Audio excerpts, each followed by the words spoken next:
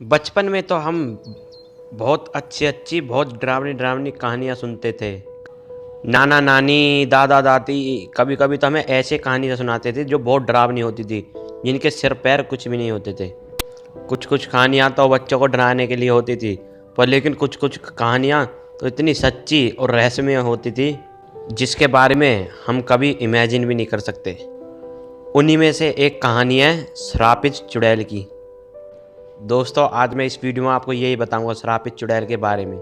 Subscribe नहीं किया तो चैनल को सब्सक्राइब कर दो और लाइक करना और कमेंट में बताना वीडियो कैसी लगी। ऐसी वीडियो रोज़ लाऊंगा मैं, और शेयर ज़रूर कर देना और सब्सक्राइब करना मत भूलना दोस्तों। चलो तो वीडियो को स्टार्ट करते हैं। बचपन में हमें छोटी छोटी चीज़ों के लिए बहुत टोका करता था, जैसे मिरर के सामने नहीं आते, कंघी नहीं करते और उल्लू का नाम नहीं लेते, नाखून नहीं काटते। ऐसी ऐसी बातों को हमें टोका जाता था। ये सब रहस्यमय चीज़ हैं। कभी कभी तो लगता है कि ये सब बातें बताकर हमसे बड़े लोग हम क्यों डराया करते थे। उनमें से ही एक था कि रात में नदी, तालाब, कुएं के पास नहीं जाया करते। नहीं कोई रात में पीपल का पेड़ या फिर उसको नहीं छूते, क्योंकि उनमें भूतों का वास होता है, ऐसी कहा करते थे। दरअसल इसके पीछे बहुत ही डरावनी कहानी छुपी हुई है।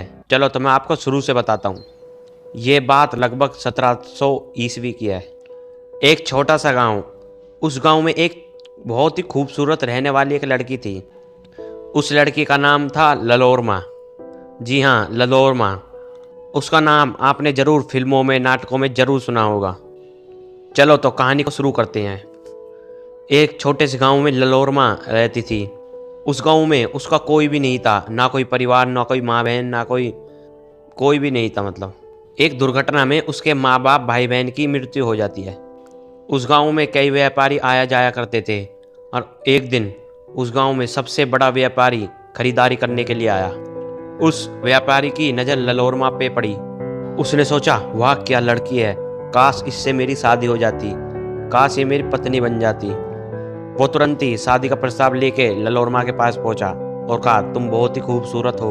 उसने कहा, हम आपसे शादी कर कर इस गांव में एक घर बनाना चाहते हैं। ललोरमा की खुशी का ठिकाना नहीं था, क्योंकि उसके आगे पीछे कोई भी नहीं था, नहीं माँ बाप थे, नहीं कोई भी नहीं था।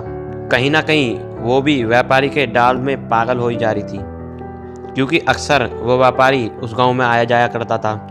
उस व्यापारी के आंख में एक ऐसी नूर थी जिसे ललोरमा देखकर अपने आप को रोक नहीं पाती थी, और इसीलिए ललोरमा ने तुरंत हाँ कर दी।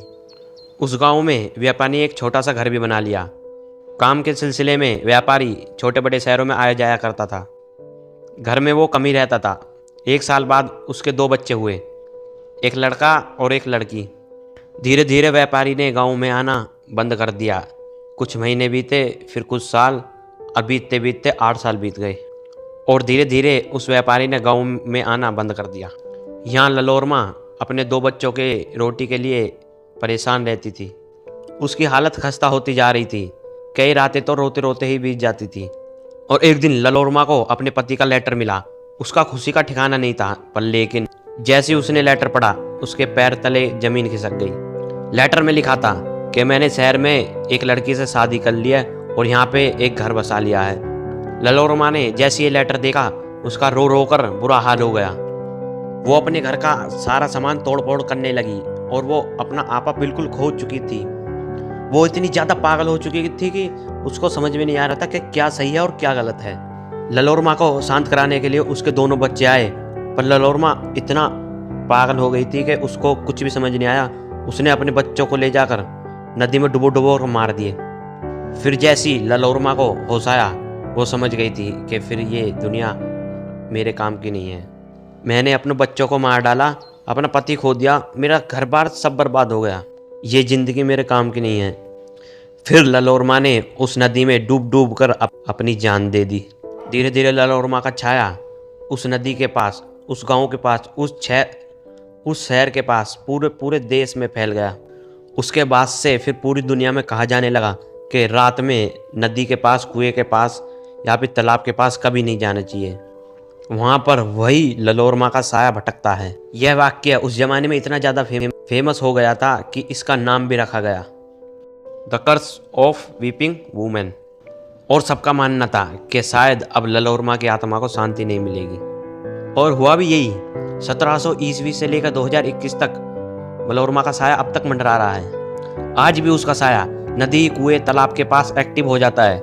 कहा जाता है कि कोई भी इंसान श्रापित जगह पर रात में कुआं या फिर तालाब, नदी के पास नहीं जाता है। अगर वो जाता है तो उसे चुड़ैल की रोने की आवाज़ आती, और अगर उसकी आवाज़ किसी को आ गई तो वो चुड़ैल एकदम सामने आ जाएगी और उसकी आत्मा को एकदम से निकाल लेगी। आपको लग रहा होगा कि मैं क्या बकवास कर रहा हूँ। इसी से जुड़ा हुआ एक किस्सा मैं आपको सुनाता हूँ। एक छोटे से गांव में एक ब्राह्मण परिवार रहता था। उस गांव उनके छोटे 2 बच्चे थे और माँ बाप थे। एक बच्चे की उम्र तकरीबन 10 साल और एक बच्चे की 8 साल। दोनों बच्चों को क्रिकेट खेलना बहुत ही पसंद था। अमावस की रात थी। दोनों बच्चे रात के 11 बजे क्रिकेट खेलने के लिए निकले। उनकी माँ ने उसे टोका भी कि तुम कहाँ जा रहे हो। उनकी माँ ने कहा अमावस की रात है और इतनी रात हो चुकी है, बाहर निकल कर खेलना तुम्हारे लिए सुरक्षित नहीं है। पर लेकिन बच्चों ने एक नहीं सुनी। अचानक से उनका बाप आया और कहा इनको कुछ नहीं होगा क्योंकि ये एक ब्राह्मण के बच्चे हैं। दोनों ही बच्चे तालाब के किनारे पे जाके क्रिकेट खेलने लगे और दोनों ही बच्चे खेलने में इतने व्यस्त थे। एक ने बॉल घुमा के मारी और तालाब में जाके गिरी। छोटे भाई ने कहा फिक्र करने की कोई ज़रूरत नहीं है, मैं बॉल उठा के लाऊंगा। बॉल तालाब में ज़्यादा आगे नहीं गई थी, इसलिए छोटा भाई आगे बढ़कर बॉल लेने चला गया। जैसे ही बच्चे ने झुककर तालाब से बॉल उठाने की कोशिश की, एकदम से अचानक से एक हाथ आया और उस बच्चे को पकड़कर खींच लिया। बड़ा भाई ये देखकर बेहोश हो गया और अचानक से वो चुड़ैल एकदम से बाहर आई और उसके छोटे भाई को डुबो कर उसमें ही मार दिया। 1 घंटा बीत गया और माँ को फिक्र हुई कि मेरे दोनों बच्चे कहाँ चले गए। माँ घबराते हुए घर से भागी और फिर वही जगह पर पहुंची। देखा कि छोटा भाई गायब था और बड़ा भाई बेसुध होकर जमीन पे पड़ा है। सभी लोग बहुत घबरा गए थे। रात के 12 या फिर 1 बजे लोग आकर वहाँ इकट्ठे हो गए, लेकिन इकट्ठे होने से क्या फ़ायदा, सब कुछ बर्बाद हो चुका था। एक हंसता खेलता छोटा सा परिवार दुख के नीचे आ गया और उन्होंने एक नन्ही सी जान खो दी। मैं नहीं जानता कि सच्चाई क्या, पर इस दुनिया में भूत, चुड़ैल, शैतान सब होते हैं और उनसे बचने का उपाय सिर्फ यही है कि भगवान की पूजा करें, जितनी हो सके उतनी करें, क्योंकि इसका पार वही लगाते हैं। चुड़ैल, भूत, पिशाच सबको वही भगाते हैं, क्योंकि भगवान हैं तो शैतान भी हैं, पॉजिटिव हैं तो नेगेटिव भी है। आप लोगों को क्या लगता है? अपनी राय कमेंट में बताओ और इस वीडियो को सबसे ज़्यादा शेयर करें ताकि लोगों तक पहुँचे और लोग आगे सोचें कि वहाँ जाना है कि नहीं जाना, तालाब कुएं के पास कभी नहीं जाना, ये ज़रूर सोचें। और चैनल को सब्सक्राइब कर देना दोस्तों, वीडियो को लाइक करना और कमेंट में ज़रूर बताना। अच्छा चलता हूँ, धन्यवाद।